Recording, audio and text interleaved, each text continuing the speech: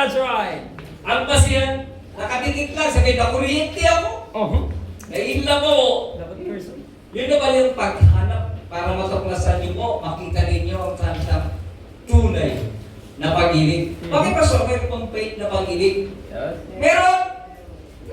Pag napag-asawa mo na! Diba bago? Bago pa lang mag-asawa, andyan yung kilig moment. Piling totoong pag-ibig. Pero pag nagsama na, nag-asawa na, umabot na ng 3 taon, 5 taon, nako! Kaya nga, alam mo kung bakit po nag-define yung nagsisimula yung tinatawag na divorce? Right. Kasi sabi nila, nagkamali ako ng inibig. Di ba? Right. Mali ang aking pinili! O yan ang mga kalimitang excuses. Pero dito, pag-uusapan natin, first and never die. First love and never die. That is the love. And let us seek to discover the true meaning of love. Tingnan natin. Alam niyo, familiar po sa ganito. Alam niyo, do you want to know why I plan on no longer using Google sa pag-research? Diba? Paghahanap, pagtatanong. Right. Because after all this time that I have found, or that I have spent searching in the Google, I have found the love of my life. It is my wife. Yeah. It is my wife. Yeah. Kaya sabi ni Mrs., ba't hindi ka mahilig na gano'n, mag-computer? Wala na. Ayusin, baka mag-Google. Nakita mo na. Kaya, Pastor Corny, sa inyo corny sa panahon ngayon. Pero sa mga kabataan, kilig moment pa eh. Diba? Another thing. Sabi ka naman, you can fall from the sky. And you can fall from a tree. But the best for you to fall is to fall in love. Lako. That's right. That is the meaning of true love. That's right. That is the meaning of the true meaning of love. Yeah. Now this morning, I want to turn to 1 John as we seek to discover the true meaning of love. And you know what? Let us study, of course, to seek the expression of the true love or genuine love Right. na tinatawag po. Sabi po kasi sa 1 John chapter 4 verse 7, sabi dito, Beloved, let us love one another, for love is of God, and everyone that loveth is born of God, and knoweth God. May kanta yan mga kapatid eh. Pag pag-ibig, ang pinag-uusapan, lagi kang napapaawit, di ba? Right. Umaawit ang puso mo. Gusto mong awitin. Ang kanta niyan ganito, Beloved, let us love one another, for love is of God, and everyone that loveth is born of God, and knoweth God. He that loveth not God, for God is love. God is love. Yun. Beloved, let us love one another, for 1 John 4, 7, and 8. Ayan. Yan yung tinatawag na mapapaawit ka. That's right. Kaya nga ginawang awit po yan eh. Right. Dahil sa pag-ibig, mapapaawit ka. Right. At yan ang dahilan kung bakit po, pag-aaralan po natin kung paano natin i-express. Paano i-express po ang tinatawag na true love. Yung genuine love na sinasabi po natin. Mayroong 4 na bagay kung pag-aaralan po natin. 4 important lesson na that we should know. Sabi nasa po natin kanina. At inawit po natin kanina. First, of course, yung tinatawag na the word beloved. Bakit kaya ginamit ni John ang salitang beloved? In-address niya ito sa mga mananampalataya. The word beloved, most of the time, the Greek word translated beloved, meaning agapeo. It means they are loved of God. They are loved by God. Therefore, it is the highly valued, kaya ginamit ko yung salitang agape. Right. Ayan, yung salitang agape. Yung salitang beloved. Di ba? So meaning, mahalaga kayo sa Diyos. Importante kayo sa Diyos. Kaya ang taong nagmamahal, importante sa kanya ang kanyang minamahal. Right. Di ba? Hindi to express about the word, it is to express how to do it. The word of love. At yan yung gusto natin pag-aaralan. The second thing, the reason believers are to love one another. Connected sa sinasabi kagabi yung salitang to love one another. Right. Na ang ibig sabihin po nito, because the reason why, for love is of God. Bakit kailangan tayo magmamahalan? Sapagkat ikaw may Kristo sa puso, ikaw ay may Diyos sa puso, and God is love. Therefore, itong parehong Kristiyano dapat nagmamahalan. Nagkakaintindihan sila sapagkat mayroon silang common love in their heart. Are you a Christian? Right. Therefore, alam ninyo ang ating pinag-uusapan is all about love. That is the second reason. And the ability of act lovingly towards other is one of the benefits of a close relationship with Jesus Christ our Lord. Right. Yun yung isa kung bakit po ipinag-utos po yung love one to another.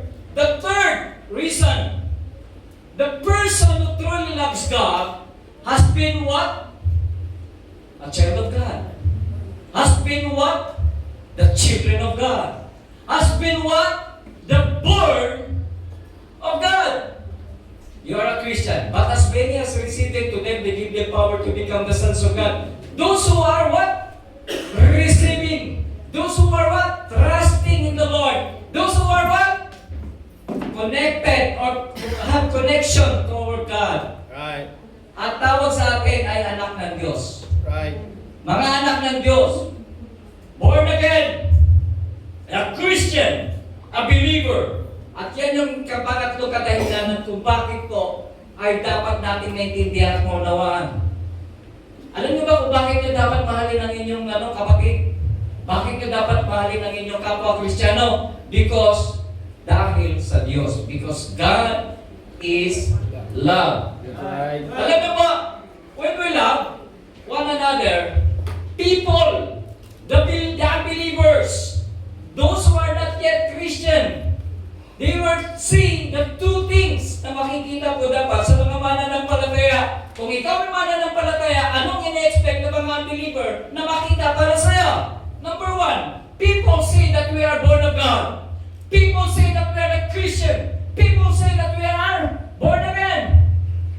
At yan po ay dapat na makita. Nakikita po yun sa mga Kristiyano. Hindi natin makikita yan sa mga hindi mananampalataya. Ano yung expect mo sa mga hindi mananampalataya? Na alam nila definition ng tunay na pag-ibig? Hindi! Sila yung palaway. Sila yung nagmumura. Sila yung madaling magalit. Sila yung hindi nagtitiwala sa tao. At hindi sila marunong magbigay sapagkat hindi sila marunong umibig. Right. Now, Kristiyano ka ba? Yes. Therefore, hindi ka believer. That's right. So ikaw ay mapagmahal, Yes. mapag-ibigin. Amen. Kaya nga mga young people, masarap ibigin ang kapwa ang mananampalataya. That's right. Huwag kayong pumili ng unbeliever, Right. kundi gawin niyo silang believer. Right. Para po kaisama po natin ito sa isang sa pagpupuri sa Panginoon. Ito yung isang nature po that we see, we have the nature of God. That God has put His divine nature into what? Into you, into us, into her, into any person na mga mananampalataya, ay makikita po dapat yung tinatawag yung nature of God. The nature of God, God is love. The nature of God is a lover. Right. Yan yung nature ng isang Kristiyano. Yan. Pag ikaw'y ba'y bugnutin, kapag-ibigin ka ba? Di ba, nabubugnot ka, naiinis ka, nagagalit ka. May pag-ibig ba doon? Alam mo ba yung galit? Isang mamamatay tao. Di ba? Pero maraming mamamatay tao hindi nakakulong. Sapagkat ang definition ng tao para makulong ay pumatay talaga hindi sa natural way. Pero dito sa Biblia, kinukulong ka sa kasalanan. Saan ka kinukulong sa kasalanan? Yung ang nagpapakulong sa iyo. Ayaw mo pakawalan. Ay. Kaya ikaw ay martyrer sapagkat meron kang galit. Alam mo kung bakit kung bakit ka maraming kaibigan? Kung bakit kahit ang mga Kristiyano ay safe maglakad, mamigay, hindi natatakot mag-isa dahil wala silang kaaway. That's right. Yung iba kaya takot may kaaway eh. Ay. O baka abangan ako. Mga ganun pa nanulita, Yan po yun, So, ito yung isang bagay that God is love. Sabi po doon dito sa He that loveth not, knoweth not God, for God is love. Sa 1 John chapter 4, verse 8. These three important words, yung tatlong words na yun, yung God is love, are profound and they speak to us of the nature of God. What is God? What is love? Oh, love is love. Diba? Hindi yan yun. Profound words na kung saan na hindi pwede maghiwalay. Again, what is God? God is What is love? Love is God. Yan ang mahalaga na dapat na po. That is the nature of love. That is the nature of God. Pag balik-balik na rin mo pa rin yun, ang definition pa rin, nakaturo pa rin sa Panginoon, nakaturo pa rin sa pag-ibig. Right. Okay, yan yung the true meaning ng pag-ibig. So, yan yung mahalaga na dapat natin itong maintindihan at maunawaan.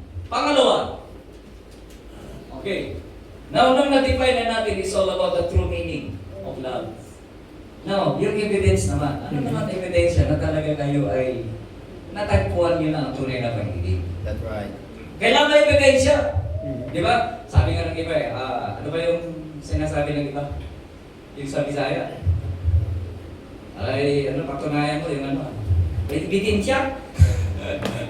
Okay. Nalimutan mo na yung joke na yun. Okay. So, dito, pag-aaral na natin the evidence of true love. Now, ito naman, na-define, nakikita na natin, natagpuan na natin. Sige nga, ebidensya. Bisaya ka ba?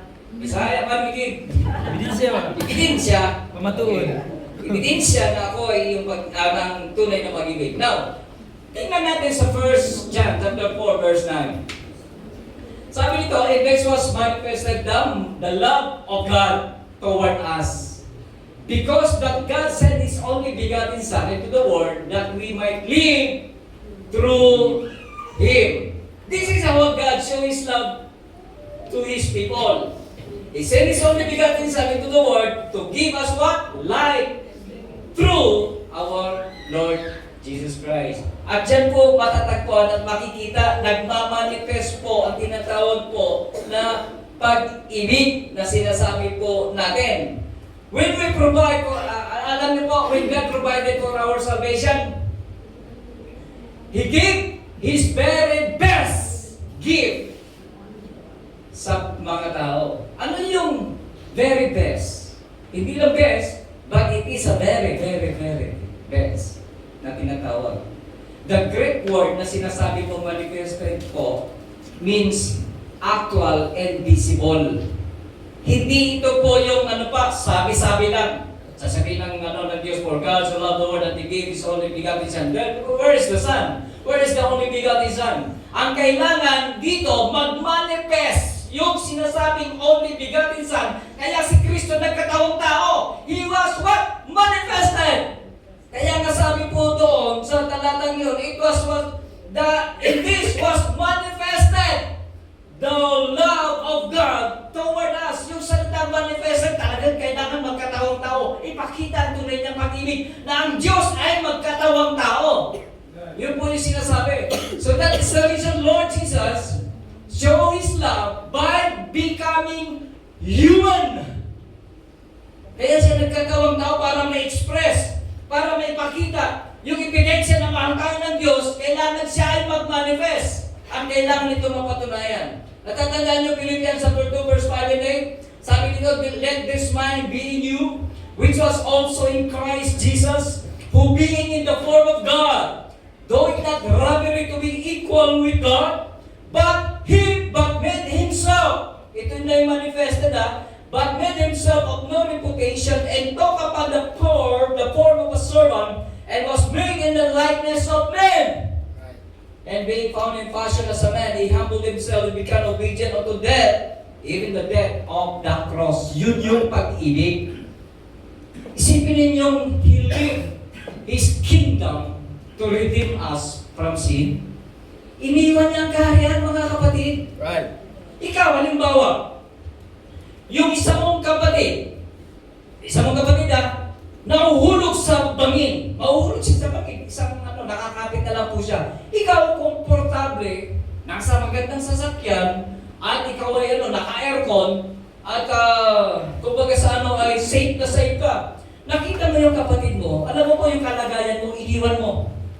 Yung seguridad mo, iniwan mo. At kailangan mong bumaba para sa yung security ng iyong kapatid ay ano yun mo, sagipin mo.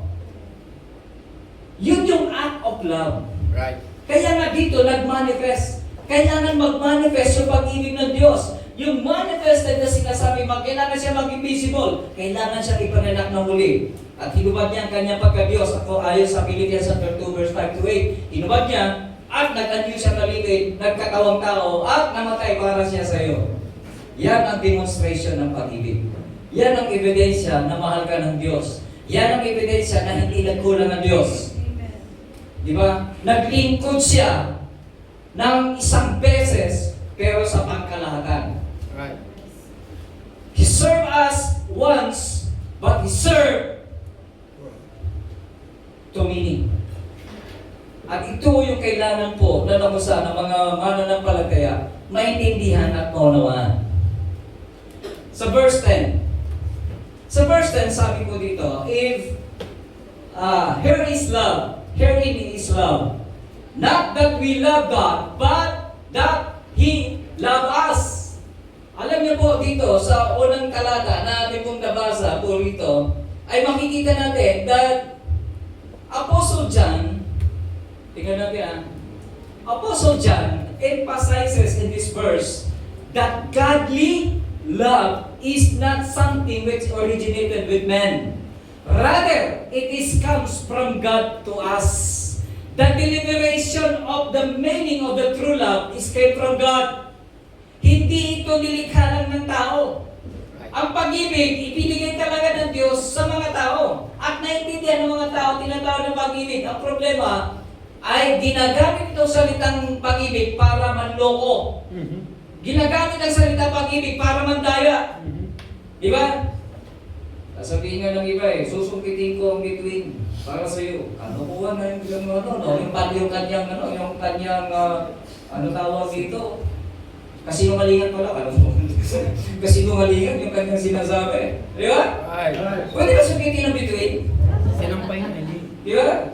Ganon magdemo ang pag-ibig ng isang mandaraya. That's right. Yeah.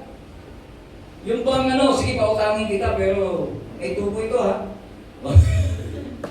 Naawa ako sa iyo Naghihirap ka. Wala kang makahit. Sige pautangin kita pero may kapalit. Yun ang mandarayang pag-ibig.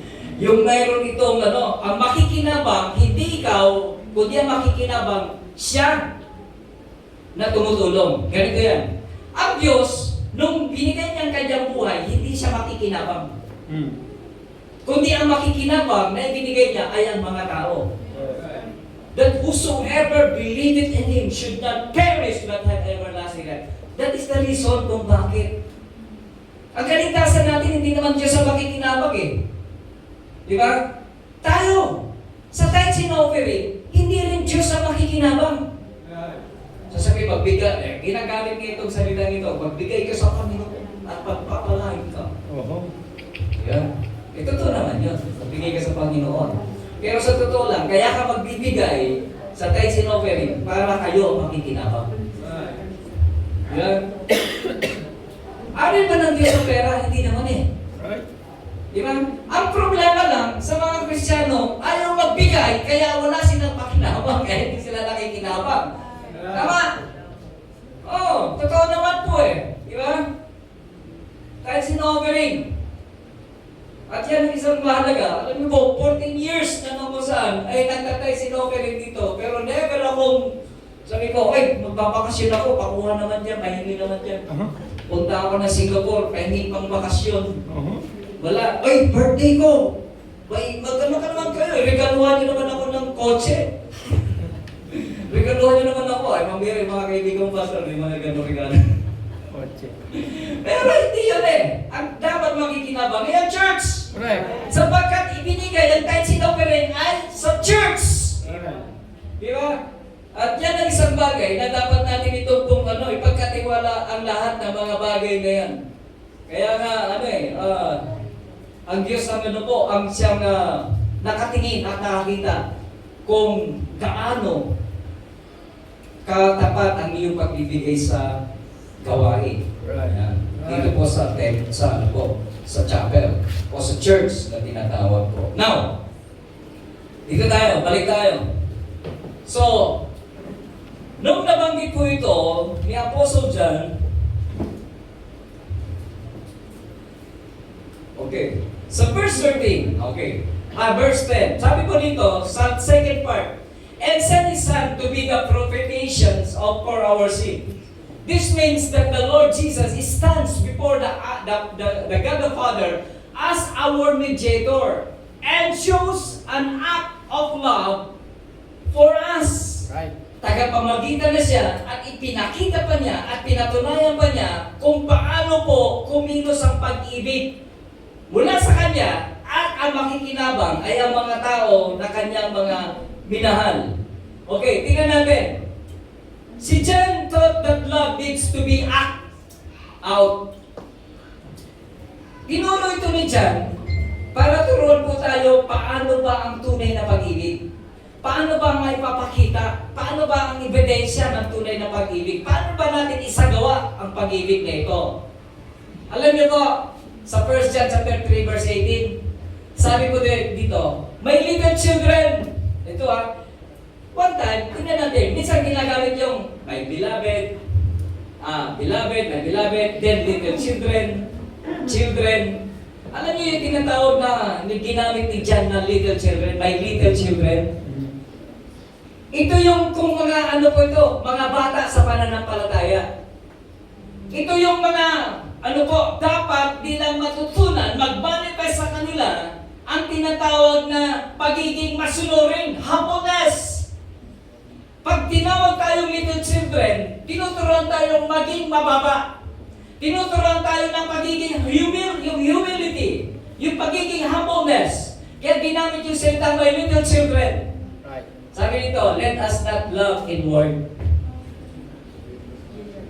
neither in tongue, but in deed and truth. Right. Alam mo, wag dapat makita sa salita.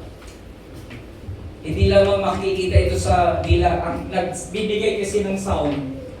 Kaya ginamit yung tongue. Sa word kasi, yung tongue ang nagbibigay ng sound. Yung dulo ng dila, pang-atras sa dila, yung flat ng dila, nagbibigay yan ng tama ng sound. Kaya pag Bisaya ka, naka-flat na sa tunog Bisaya.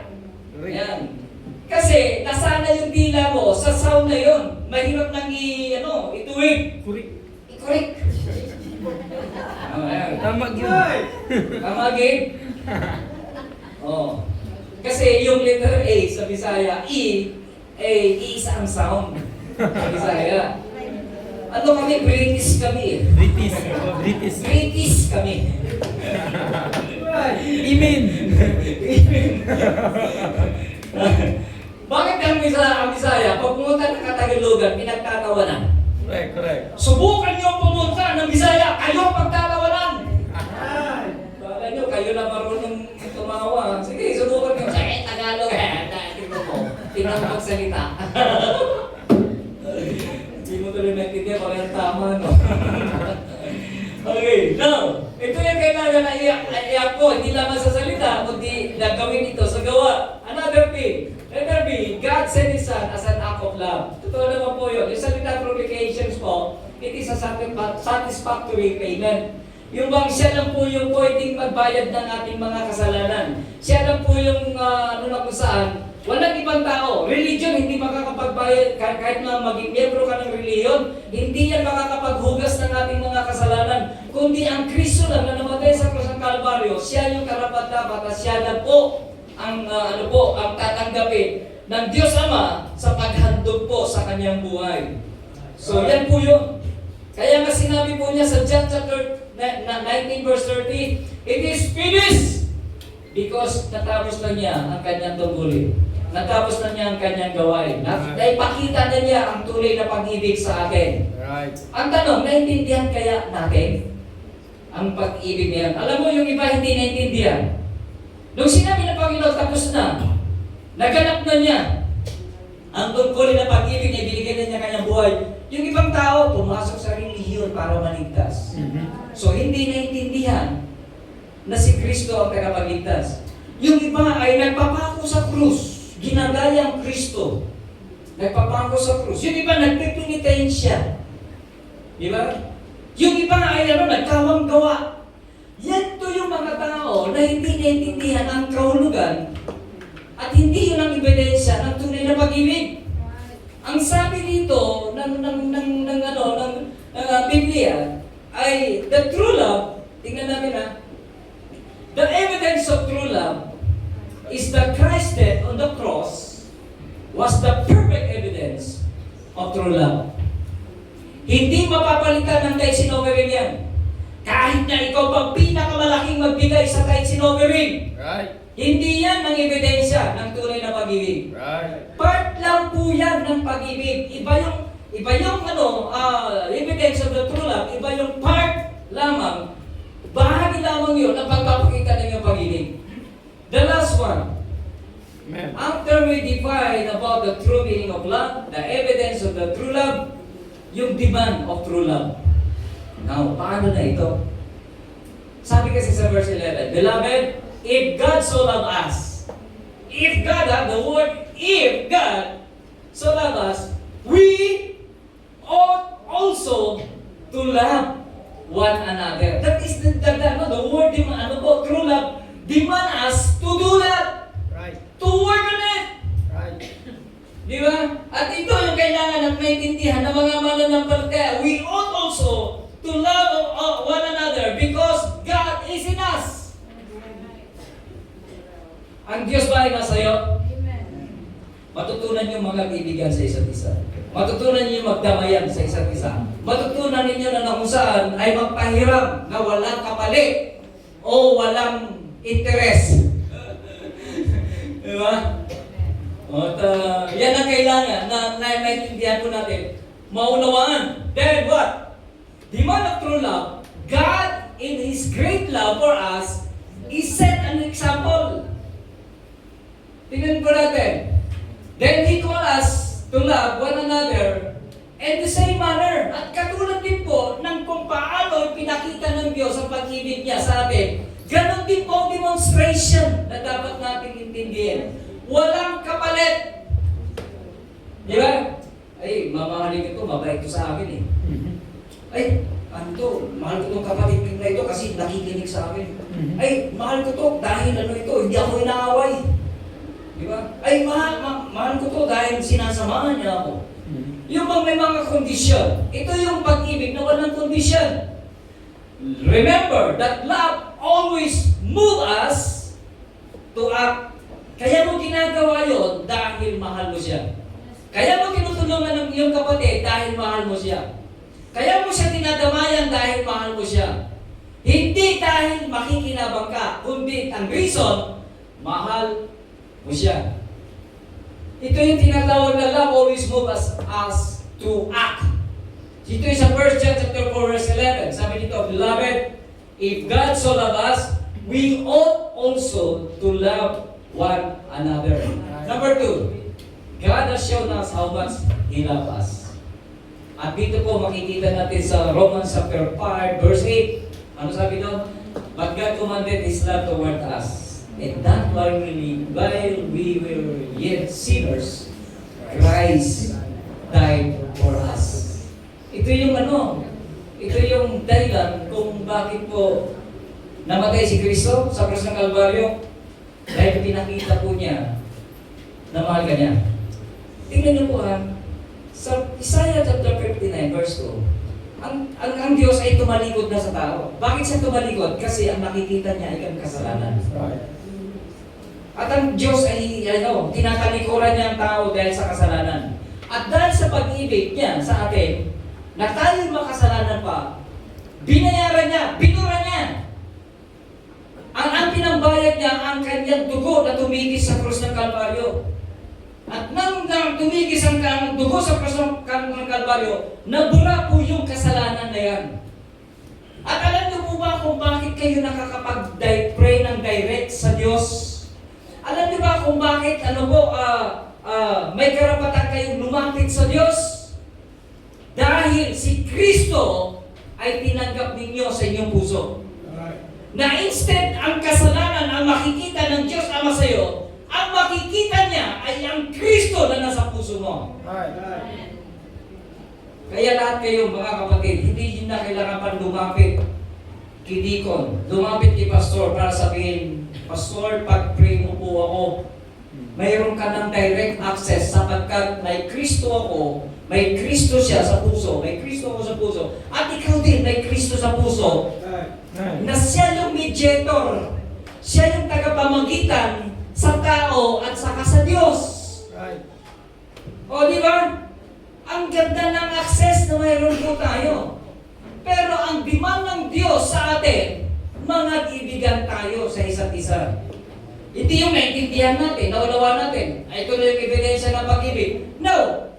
Paano mo ngayon gagamitin? Paano mo ngayon ito ay nagditiman ng pag-ibig na gawin natin ang mga bagay na ito? Sapagkat yun ang pinag-utos po ni Apostle Paul o ng Biblia. Now, another thing, number 3. If we have known God in His love, then we are to show that love to others. In other words, God expects to reveal His nature to others through what we do and how we live as a Christian. Yan ang ina-expect ng Diyos sa atin. Kristiyano ka na, mga kapatid. Kung Kristiyano ka na, may Kristo ka sa puso, alam mo na kung paano mag-manifest ang pag-ibig sa ating mga ginagawa.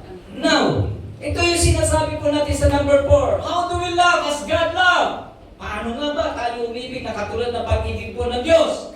Sabi doon, true love, seek the best interest of others. Hindi yung interest mo. Hindi yung ikaw ang makikinabang. And the true love is always what? Takes the initiative.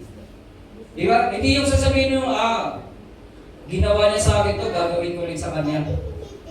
Yung bang gano'n, hindi siya nag-sorry, hindi ko siya patatawarin. Sabi kasi ng mga Kristyano ito, paano kita patatawarin, hindi ka naman nag-sorry? O di ba? Filosofiya ng mga Kristyano yan.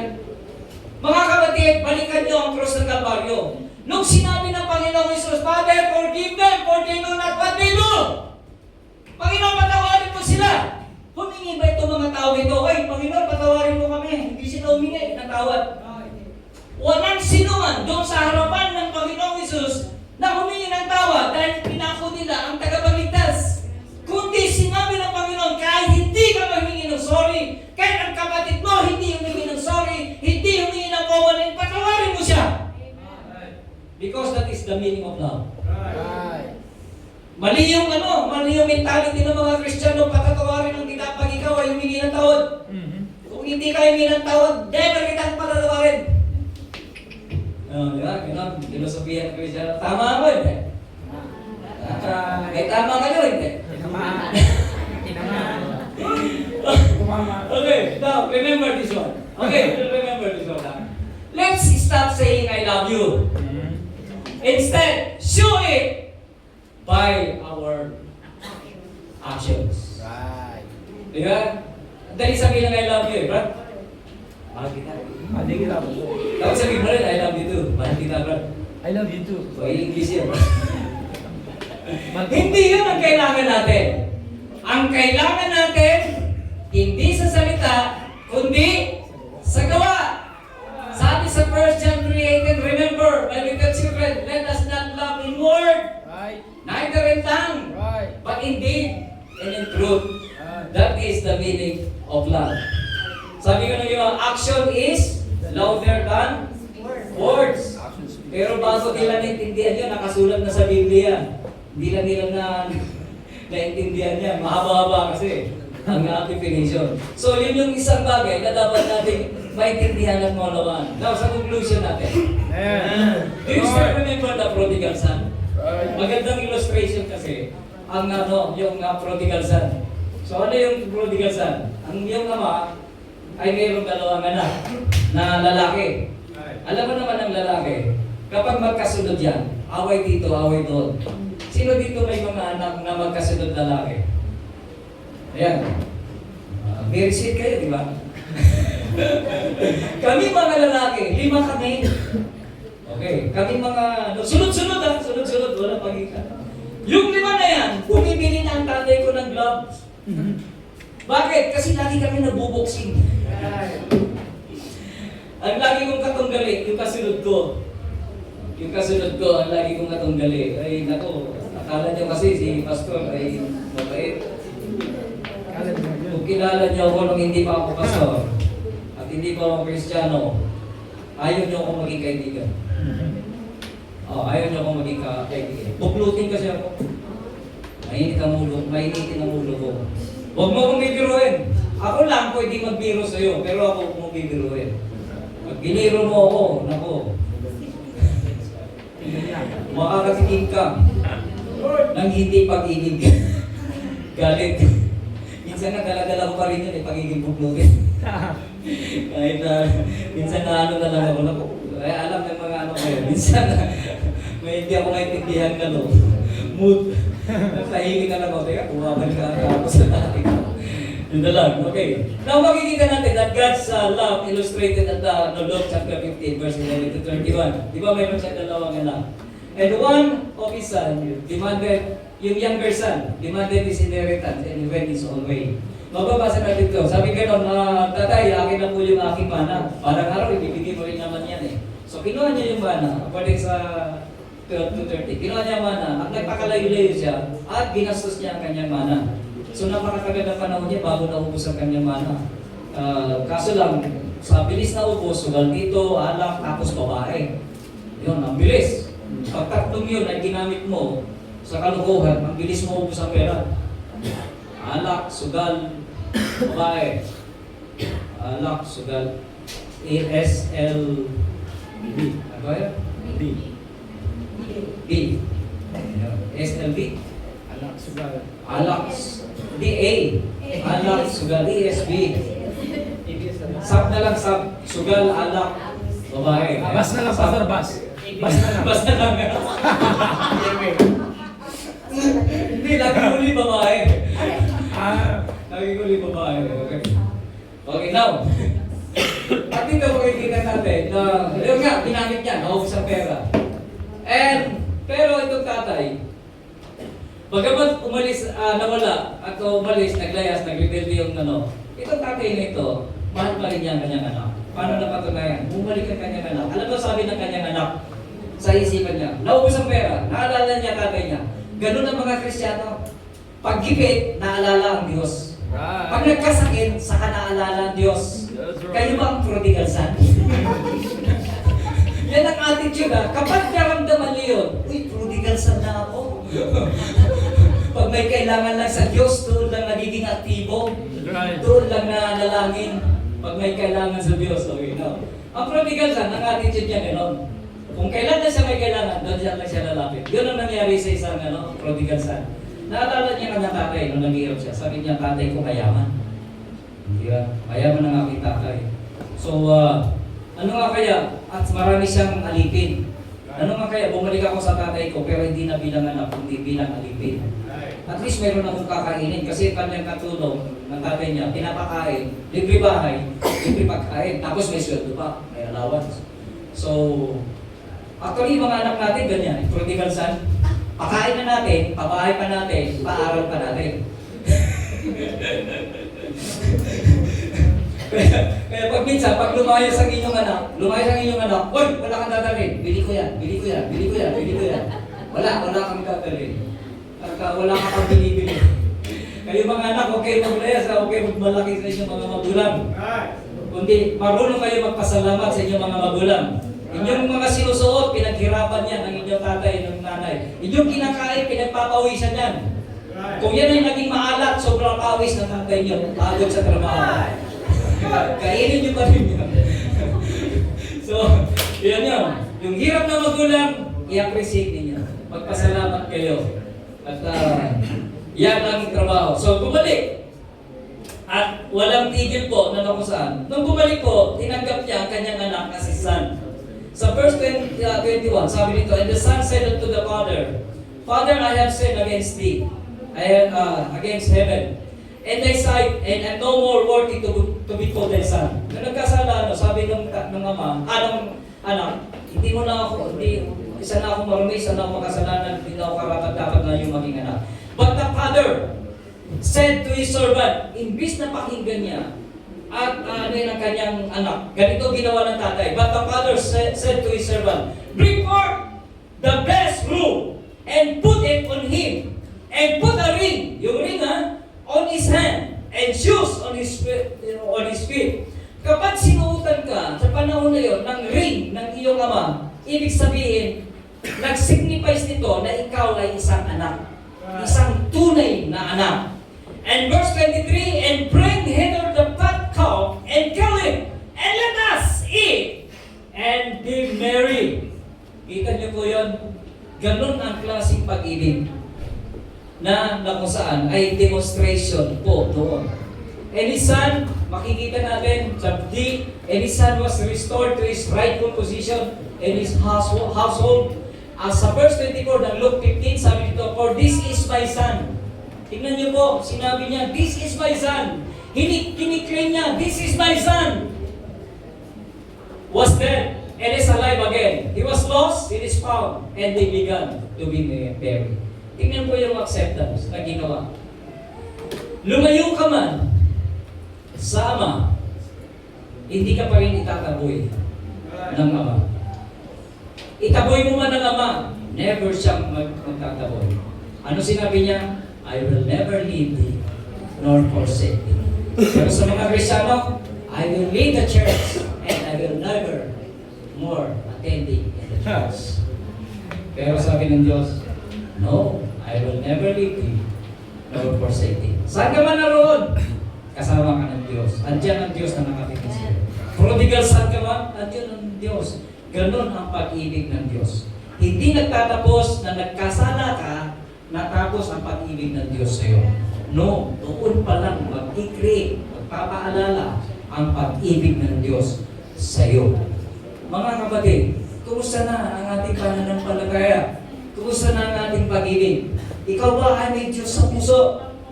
Kung mayroon kang Diyos sa puso, alam mo ang kahulugan ng